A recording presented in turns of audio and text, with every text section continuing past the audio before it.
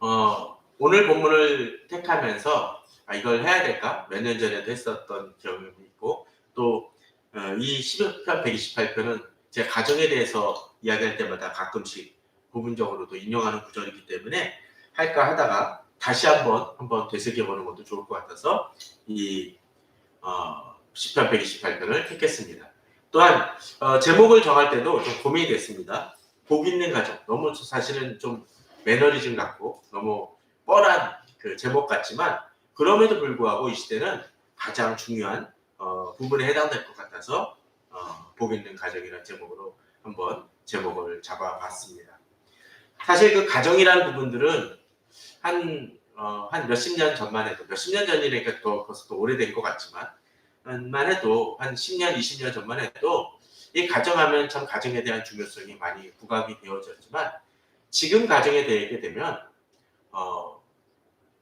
이 표현은 좀 어색할지 모르지만 이상할지 모르지만 일종의 보통 가정이 참 드문 가정이 점점 돼가는 시대인 것 같습니다. 옛날에 미국 영화나 저 어렸을 때 드라마 같은 때 봤으면 뭐 이혼 가정이라든지 또는 뭐 싱글로서 이렇게 돌보는 그런 가정들의 얘기를 보게 되면 참 미국은 심각하구나, 가정 문제가 심각하구나 했는데 지금 우리 주변에 보면 오히려 그런 가정들이 많이 있는 것을 보게 됩니다. 또 가정을 정상적으로 잘 누리고 있는 것 같지만 그 재혼으로 인해서 어려움을 겪는다기보다는 그런 가정들도 꽤 있음을 보게 됩니다. 예전에 생각했던 그 가정의 모습과는 좀 많이 다른 모습이죠. 그러다 보니까 가정의 형태도 참 다양하게 되어지는 모습들도 많이 있는 듯 싶습니다. 그런 속에서 사실은 복 있는 가정하게 되면 너무나 이 옛날 사고방식이 아닌가라는 생각이 들지 모르지만 그럴 때일수록 사실은 우리들은 기본적으로 성경에서 하나님께서 어떤 가정을 이야기하신지를 좀 돌아보았으면 합니다.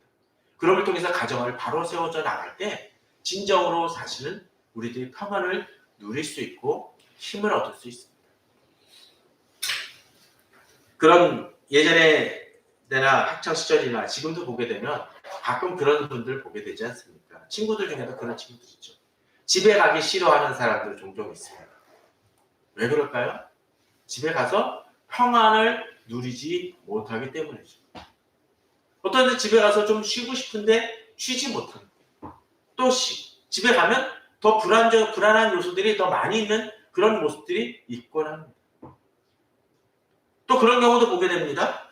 집에만이 문제가 아니라 꽤 오랫동안 믿음 생활을 해온 가정인데, 믿음의 가정인데 그 교회에서 중직도 많고 교회에서 많은 일들을 하시는 분이신데 정작 그 자녀들을 예전에는 주일학교에 잘 나왔던 아이들이 지금은 주일학교하고는 또는 교회하고는 아주 멀어진 이들도 아주 많이 보게 됩니다.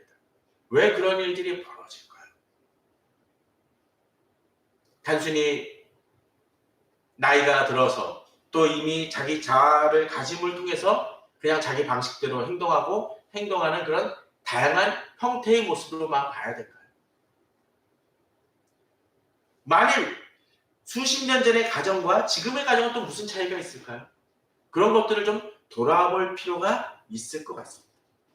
오늘 본문은 그 가정의 기초는 어떠할지 또 가정의 모습은 어떠한 것이 하나님 보시기에 아름답고 또 진정한 복을 누리는 가정인지를 잘 보여주는 본문이라고 이야기할 수 있을 듯 싶습니다. 그런 점에서 이 본문을 통해서 상처받고 고민이 많은 이 시대의 그 가정을 어떻게 회복해 나가고 또 우리가 그 가정을 이뤄갈지를 생각해 보기 바랍니다. 사실 그런 것 같아요. 우리가 이어 말하기라든지 이어 말하기가 아니라 말 전달하기 하는 그 게임 같은 거 있지 않습니까? 그럴 때 한번 생각을 해보십시오. 말 전달할 때 이렇게 이어폰을 끼고 막 큰 소리 속에서 전달을 할 때 입을 보면서 전달하지 않습니까? 그런데 어떤 일이 벌어지나요? 예를 들면 어떤 속담에 전달하면 뒤로 가면 뒤로 갈수록 어떻게 되죠? 엉뚱한 얘기들이 되는 경우들이 있습니다. 또 그림을 전달할 때도 마찬가지죠. 이런 그림을 그려가지고 전달했는데 엉뚱한 것을 맞히는 그런 경우들도 많이 있습니다. 뭐가 문제일까요? 원형이 아닌 것을 가지고 복사하다 보니까 조금씩 틀려지는 것입니다. 가정에 대해서도 사실은 마찬가지일 것 같습니다. 성경에서 말하는 가정의 모습, 그 요소들을 제대로 돌아봄을 통해서 우리가 생각하는 가정의 모습을 전달하는 것이 아니라 하나님이 원하시는 가정의 모습을 통해서 우리가 그것을 통할 때 우리가 잘못되어진 부분이 있다면, 부족한 부분이 있다면 채워나갈 수 있을 것입니다. 자, 오늘 본문은 그럼 뭐라고 하나요? 자, 1절을 보게 되면 어떻게 되어 있습니까? 여호와를 경외하며 그의 길을 걷는 자마다 복이 있도다 라고 되어 있습니다. 자, 성경은 뭐라고 얘기합니까? 어떤 사람이 복이 있습니까? 여호와를 경외하는 자에게 복이 있도다라고 되어 있습니다. 자, 그리고 이것을 4절을 보게 되면 여기서도 비슷한 구절이 나옵니다. 여호와를 경외하는 자는 이같이 복을 얻으리로다 라고 되어 있습니다. 자, 1절하고 4절이 비슷하면서도 사실은 좀 차이가 있습니다. 뭐가 차이가 있을까요? 자, 여호와를 경외할 때 복이 있도다라는 말은 다 같죠. 그죠? 그런데 자세히 살펴보십시오. 어떤 차이가 있습니까? 여호와를 경외하며 그 길을 걷는 자마다 복이 있도다 하는 그 1절은 일종의 선언입니다. 여호와를 경외할 때 복이 있다라고 선언을 하죠. 4절은 뭡니까? 여호와를 경외하는 자는 이같이 복을 얻으리로다라는 얘기는 뭡니까? 바로 어떤 복을 받는지를 설명을 해주고 결론을 내는 것이라고 얘기할 수가 있습니다. 자, 그러면 무슨 얘기입니까? 2절, 3절에 어떤 복을 받는지, 여호와를 경외하는 어떤 복을 받는지 설명해 주고 있다는 거죠. 자, 그리고 또 한 가지 차이가 있습니다. 뭐가 있을까요? 여호와를 경외할 때 복이 있는 건 맞는데 그냥 경외만 하면 되는 게 아니죠. 무엇입니까? 그의 길을 걷는 자입니다. 사실 이 시대는 사람들이 많이 바쁘게 살아갑니다. 다양한 일들을 하고 있고 교회 안에서도 많은 일을 해갑니다. 교회마다 여러 가지 행사도 많고 말씀도 선포합니다. 여호와를 경외하는 사람들이 많이 있는 것 같습니다. 그런데 문제는 그 교회들이 다 하나님의 칭찬을 받고 있거나 하나님 보시기에 아름다운 교회도 아니고 또 세상에서 본이 되는 교회도 아님을 보게 됩니다. 문제는 뭘까요? 타협게 경배하지만 이 경배하는 것과 이 하나님께서 우리에게 말씀하신 그 인도하신 대로 가는 것은 다른 얘기라는 것입니다. 자, 여호와를 경외하며 할 때 복을 받지만 추가가 되죠. 경외하면서 그의 길을 걷는 것입니다.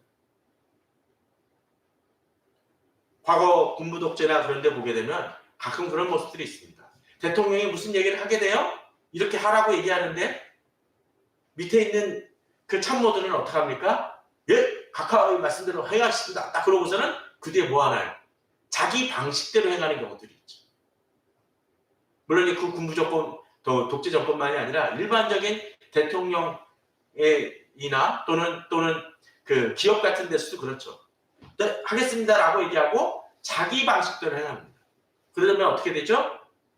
대통령이나 회장이 원하던 방식, 생각했던 방식과는 다르게 전혀 다른 방향으로 가게 되는 경우들이 있죠. 대통령의 의지대로 행하는 것입니까? 아닙니다. 본문은 뭐라고 되어 있나요? 여호와를 경외하며 그의 길을 걷는 자. 그게 무슨 얘기입니까? 여호와를 경외하는 것은 진정 여호와의 말씀대로 여호와께서 가라고 하시는 방향대로 가는 것이라는 거죠. 그것이 아니면 어떻습니까?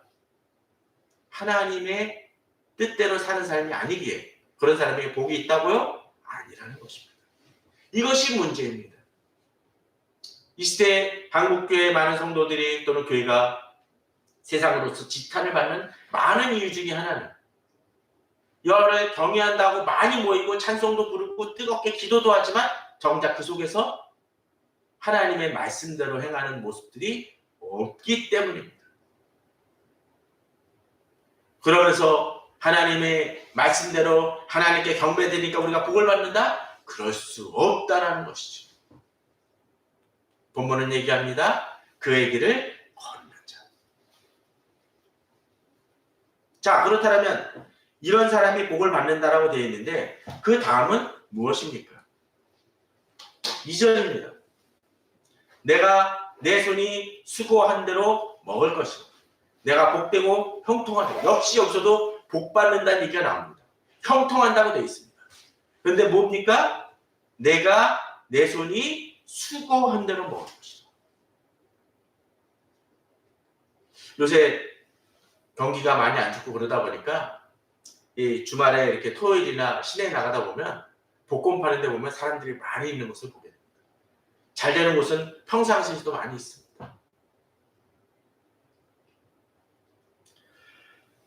사람들이 왜 그럴까요? 저는 그 복권을 사는 사람들이 뭐라 그러는 것이 아니라 뭐가 문제일까요?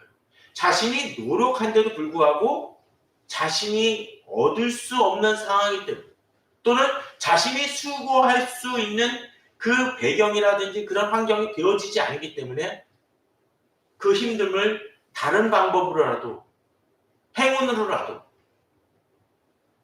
이것을 채우고자 하는 사람들의 답답한 마음이 복권으로 이어진다는 생각이 들었습니다.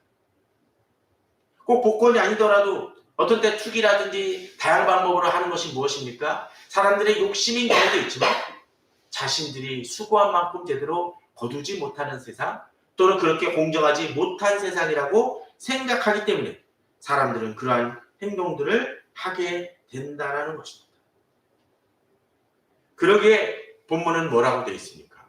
내가 내 손이 수고한 대로 먹을 것이다.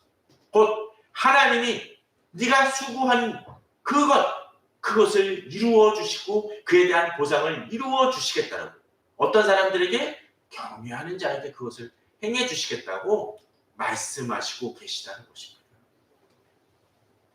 바로 여기에 커다란 축복이 있을 듯 싶습니다. 이사야 3장에서 그래서 이렇게 얘기합니다. 너희는 의인에게 복이 있으리라 말하라.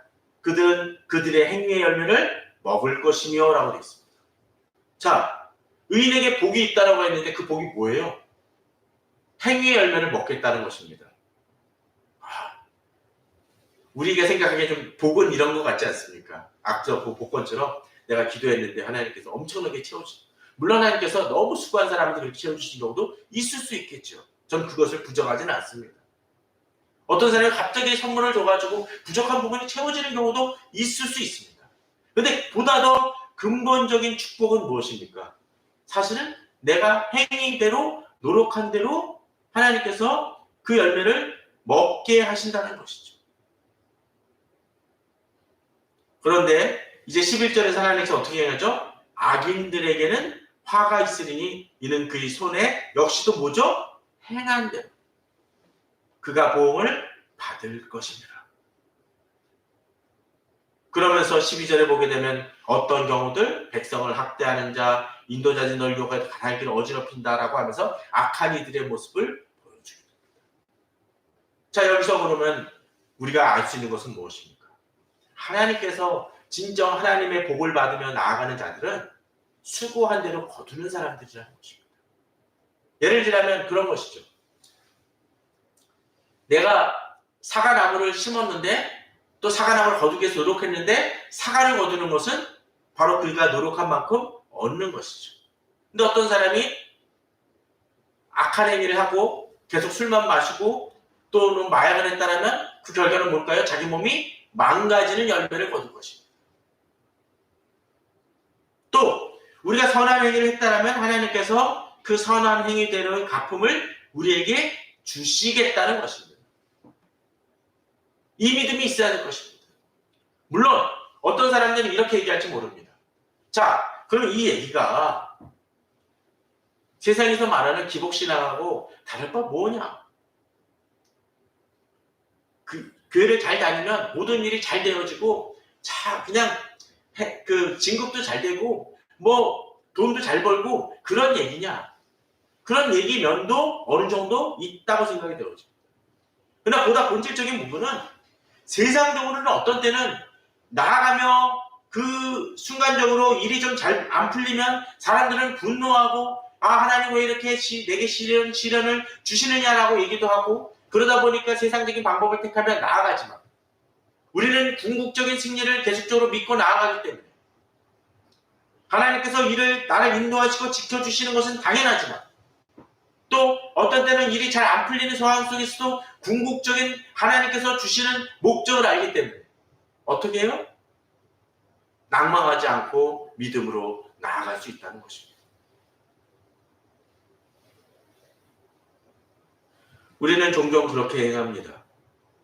세상적으로 실패하는 많은 그 사람들, 예를 들자면 그 정권이 바뀔 때마다 그 정권에 빌붙어서 막 악한 행위를 행동하는 사람들이 있습니다. 근데 어떤 때 주변에서 보면 그런 경우 있지 않습니까? 그런 사람들 보게 되면 야 저런 사람들 저렇게 행동하다가 나중에 정권이 바뀐 다음에 또는 뭐 회장이 바뀐 다음에 어떤 대가를 치르려고 라고 생각하는 사람들이 종종 있지 않습니까? 그러면 어떻게 되나요? 이 권력이 바뀌거나 회사의 기업의 그 회장이 바뀐 다음에 어떤 일이 벌어지나요? 그에 대한 대가를 톡톡히 치르는 경우도 있죠. 또 어떤 사람들은 당장 뭘 하기 위해서 편법과 불법을 행하다가 그 불법의 대가를 치르는 사람들도 많이 있곤 합니다. 예를 들자면 그 땅 투기라든지 또는 그 최근에 뭐 코인 같은 것들을 통해서 막 편법으로 돈을 벌려다가 결국 그것이 들통나서 법의 심판을 받는 사람들이 있죠. 그들은 결국 그런 일들이 벌어지는 것을 다른 주변 사람들은 다 아는데 그 본인만 깨닫지 못하는 것 같아요. 곧 드러나게 될 그 불법을 행하다가 그 대가를 치릅니다. 하나님의 입장 속에서도 마찬가지라는 것이죠. 하나님의 사람들은 그것을 압니다. 이 인생에서 조금 더 앞으로 나아가려고 그러다가 하나님과의 관계는 단절되어지는 그런 사람들을 보게 됩니다. 그러기에 잔머리로 나아가는 것이 아니라 하나님의 방법대로 나아갑니다. 당장은 손해보는 것 같아도 하나님을 의지하며 나아갑니다. 하나님이 나를 책임져 주실 것을 믿고 믿음으로 나아가는 것이죠. 의인의 길을 가느냐 악인의 길을 가느냐 우리는 그것을 바라보며 나아가야 될 것입니다. 자, 또 보면은 그렇게 얘기합니다. 10편 126편 127편 그 앞절들이죠. 자, 눈물을 흘리며 씨를 뿌리는 자는 기쁨으로 거둘 것이라고 되어 있습니다. 눈물을 흘리며 씨를 뿌리는 자. 무슨 얘기입니까? 농사를 짓는 것은 결코 쉬운 일이 아니죠. 농사 져보셨습니까? 저도 안 져봤지만 쉽지 않습니다. 한 달 전쯤인가 그 화원 같은 데서 씨앗을 사가지고 뿌려봤습니다. 안 나더라고요. 그런데 요새는 한두 주 지나가지고 아주 그냥 자그마한 씨앗, 싹이 텄습니다. 그걸 볼 때, 야, 이게 제대로 날 수 있을까? 자랄 수 있을까? 했는데, 그것이 최근에는 아주 잘 자라서, 이제 조금만 더 자라면, 그래도 열매도 볼 수 있겠다 싶을 정도로 자랍니다. 수고할 때 거둡니다. 공장은 그냥 돌리면은, 기계만 돌리면, 그것을, 그 원하는 제품을 양산해낼 수 있을지 모르지만, 농사는 그렇습니까? 그렇지 않습니다. 물론 공장도 그런 것 같아요. 그렇게 기계가 제품을 찍어내는 거 사람들이 보지 야 저기에 좋다 나도 저런 거 사야지 라고 생각을 하지 사실 어떻습니까? 그 제품을 만들기에 뭐 합니까? 공장을 짓죠. 그리고 공장을 짓기 위해서 또 기계를 적당한 걸 고르고 골라서 되어지는 것입니다. 쉽게 되어지는 거 아닙니다. 인생도 그런 것 같습니다. 내가 노력하고 갖춰야 될 부분들을 수고해야 됩니다. 어떨 때는 이 과정이 힘들고 어려울 때도 있지만 묵묵히 그렇게 행해 나갈 때 본문은 뭐라고 되어 있습니까? 기쁨으로 거두리로다. 6절도 뭐라고 되어 있습니까? 울며 씨를 뿌리러 나가는 자는 반드시 기쁨으로 그 곡식단을 가지고 돌아오리로다. 그렇습니다. 지금 내가 어떤 때는 이렇게 울며 씨를 뿌리는 과정일 수도 있을지 모릅니다. 그러나 하나님의 방법대로 그것을 행해 나간다면 하나님은 분명 이루어 주십니다. 또 시편 127편입니다. 너희가 일찍이 일어나고 늦게 누우며 수고의 떡을 먹음이 헛되도다. 그러면 여호와께서 그의 사랑하신 자에게 잠을 주십니다. 여긴 또 한 가지 뭐에 되어 있습니까? 열심히 수고를 해야 되는데 누구 안에서? 하나님이 그를 돌봐주실 것이라는 것이라는 거죠. 나만의 노력은 어떻습니까? 실패할 수 있다는 것입니다. 하나님께서 나를 지켜주실 것을 믿고 믿음으로 나아가는 우리가 되어야 됩니다. 그러할 때 하나님 우리에게 이끌어주시고 지켜주시고 우리를 돌봐주십니다. 물론 과정 속에서는 하나님이 나를 도우시는가라는 의문이 들 때가 있을지도 모릅니다. 그러나 하나님이 나의 손을 놓지 않으실 것이라는 것을 믿고 나아가야 됩니다. 싹은 언제 거둡니까? 봄이 아니라 가을이고 때가 되어 거두는 것입니다. 자, 이제 본문은 3절은 또 다른 것을 합니다. 자기 사업에 관한 것이라면 이제 3절은 뭐합니까? 가정에 대한 얘기입니다. 자, 두 가지가 나오고 있죠. 내 집 안방에 있는 내 아내는 결실한 포도나무 같으며 내 식탁에 둘러앉은 자식들은 어린 감람나무 같으리라. 자, 첫 번째 뭐죠? 아내는 결실한 포도나무로 비유하고 있고 자식은 뭐요? 어린 감람나무라고 두 가지 나무로 구분해서 얘기합니다. 자, 먼저 첫 번째 것을 보도록 해봅시다. 내 집 안방에 있는 아내입니다. 물론 지금의 경우는 그 당시로서는 남편이 보통 가서 농사를 짓고 그렇기 때문에 이렇게 표현이 되어졌습니다. 지금은 경우가 좀 다를 수도 있을 것 같아요. 아내 입장 속에서는 어떤 때는 남편이 그럴 수도 있습니다. 자, 본문을 보십시오. 내 집 안방에 있는 내 아내입니다. 자, 이 시대 많은 가정의 문제는 뭘까요? 결국은 안방이 없기 때문입니다. 오해하지 마십시오. 한 가정이 무조건 한쪽이 집안을 지키고 내조하는 얘기를 하는 것이 아니라 이 가정이라는 것, 가정 속에서 이 부부가 이루어지는 그 모습을 이야기하고 있는 것입니다. 가정이 중심이 될 수 있어야 됩니다. 남편이나 아내 모두 그래야 됩니다. 부부가 그래야 됩니다. 그러지 못하니까 문제가 발생되어집니다. 가정을 가장 중요시 여길 수 있어야 된다는 거죠. 자, 그 다음 또 뭐라고 되어 있습니까? 결실한 포도나무 같다고 되어 있습니다. 자, 결실한 포도나무는 뭡니까? 언제든지 열매를 얻을 수 있습니다. 부부관계는 바로 그런 모습이어야 됩니다.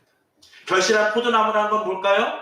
서로 간에 인격적으로 성숙되어지고 신앙 안에서 제대로 되어졌기 때문에 결실한 포도나무를 결실한 그 포도를 언제든지 거둘 수 있는 모습입니다. 이 시대 문제가 바로 그거 같아요. 아버지가 아버지 되지 못하고 어머니가 어머니 되지 못하는 그런 모습. 아내가 아내 되지 못하고 남편이 남편 되지 못하기 때문에 갈등이 벌어집니다. 좀 쉬운 표현으로 철없는 아버지, 철없는 어머니들이 너무 많습니다. 그러다 보니까 어떤 문제가 발생이 되어집니까? 가정이 붕괴되어지고 부부 사이가 틀어지죠. 이 시대의 많은 문제는 결국은 바로 인격적인 훈련과 그 부분을 제대로 갖추지 못한 속에서 가정을 이루는 데서 비롯되어집니다. 그러게 이 시대는 진정 그러한 부분들을 훈련이 이루어져야 되고 하나님을 경외하면서 남편의 역할이 무엇인지 아내의 역할이 무엇인지 부모의 역할이 무엇인지를 깨달아 아는 작업이 되어질 때 진정으로 결실한 포도나무의 역할을 할 수가 있습니다. 자, 다음은 뭡니까? 내 식탁에 둘러앉은 자식들은 어린 감람나무 된다. 자, 이것도 참 축복인 것 같아요. 가정이 함께 식사하는 모습. 물론 그 식사에 대한 것만이 아니라 가정에서 함께 모여서 공동체를 이루는 모습이라는 것이죠. 곰곰이 주변을 돌아보면 온 가족이 한 자리에 모이는 경우가 참 드문 이들이 참 많이 있습니다. 그 속에서 과연 진정으로 아름다움과 제대로 된 교제가 이루어질 수 있을까요? 그렇게 쉽지 않을 것입니다. 그러게 내 식탁에 둘러앉은 그 자식들은 그저 밥을 먹는 것만이 아니라 진정으로 하나 되어지는 사랑의 교제를 나눌 수 있느냐라는 것이죠. 그러게 이것을 중시 여기는 가정들이 되어야 됩니다. 또한 보십시오. 자녀들은 뭐라고 되어 있습니까? 어린 감람나무 같다고 되어 있습니다. 자, 어린 감람나무.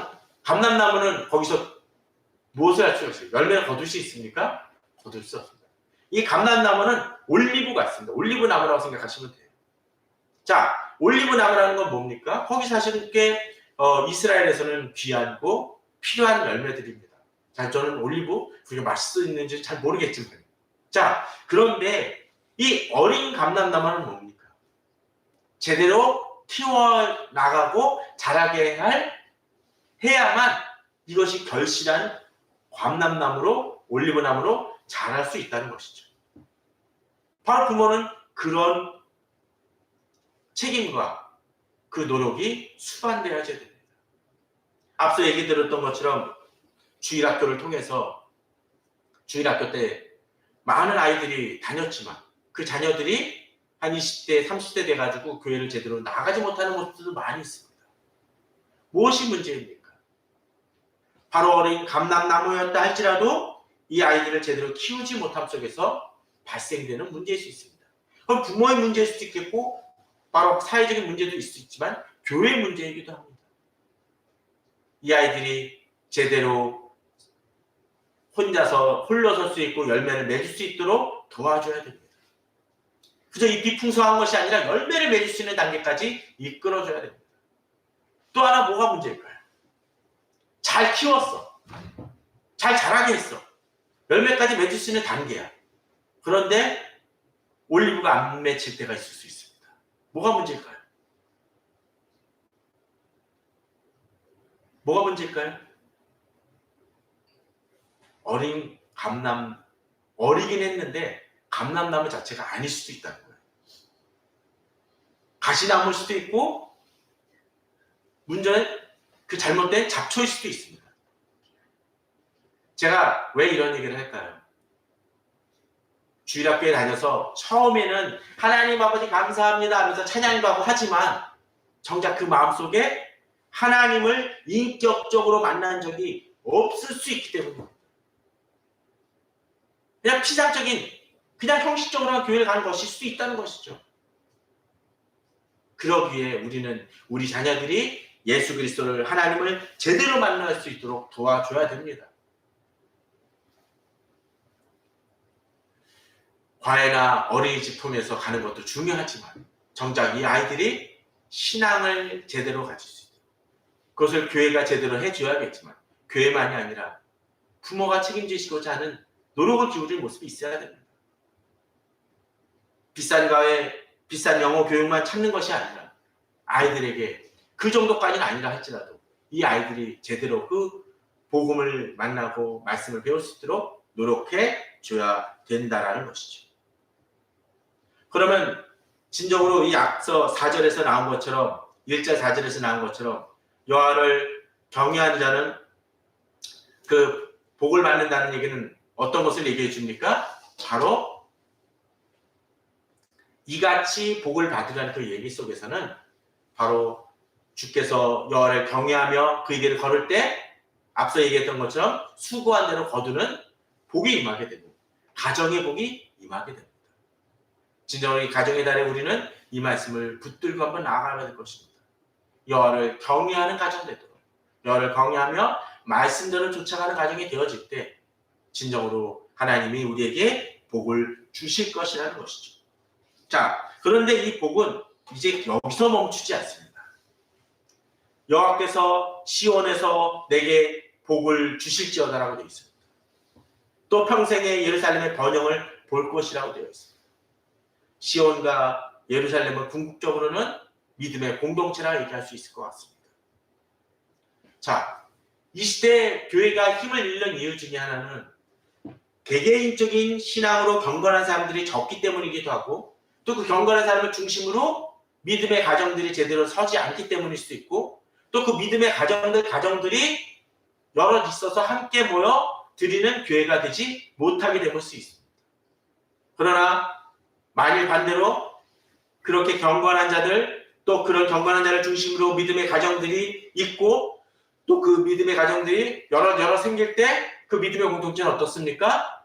그런 사람들은 무엇입니까? 무슨 일이 벌어집니까? 복을 안 받을래야 안 받을 수 없겠죠. 하나님이 기뻐 안 하실래야 안 하실 수 없겠죠. 또 그런 교회를 통해서 계속적으로 그 신앙을 유지해 나갈 때, 또 그 어린 감람나무가 자라는 결실한 감람나무가 될 때, 그 예루살렘, 그 믿음의 공동체는 어떻습니까? 내가 사는 동안 그 복되며 번영하며 부흥할 것입니다. 저는 그런 측면에서 교회가, 주일학교가 잘 되는 교회가 잘 되는 교회라는 생각도 듭니다. 성도들은 어른 작년 예배는 잔뜩 많은데 주일학교가 약합니다. 물론 출생률 저조로 인해서 발생되는 것이기도 할 수 있지만 그렇지 않은 것, 상대적으로 너무 작을 때가 있습니다. 건강한 교회는 주일학교가 같이 되어지는 것입니다. 거기에 또 투자를 해야 될 이유도 바로 거기죠.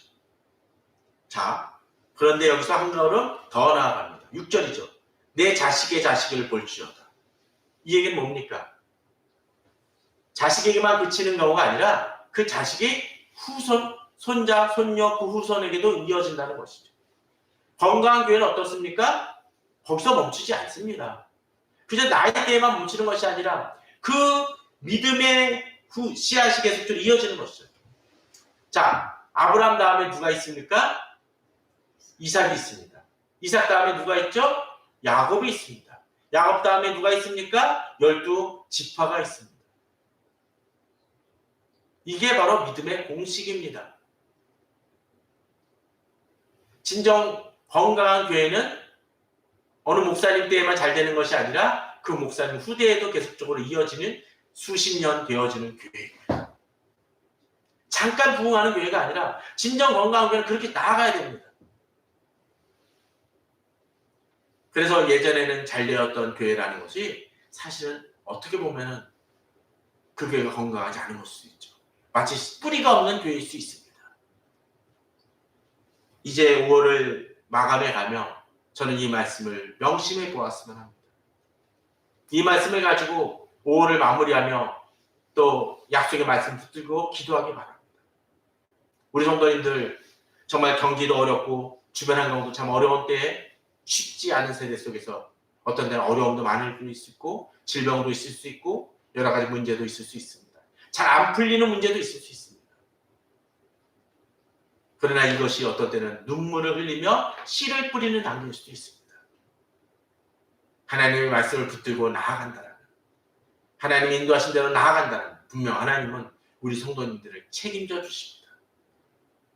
그러한 마음으로 주님을 의뢰하며 나 자신만이 아니라 부부끼리 또 자녀와 함께 또 그 자녀들과 함께 그런 믿음의 가정들이 함께 모여 기도하는 가정이 되어질 때, 믿음의 공동체 되어질 때 진정 그 교회는 복을 받을 것이고 그 교회로 인하여 우리 이 땅이 복을 받을 것입니다. 그러한 믿음으로 나아가시고 그렇게 또 기도하시고 주의 길을 걸으며 복을 받는 우리 성도님들 되시기를 주님의 이름으로 축원합니다.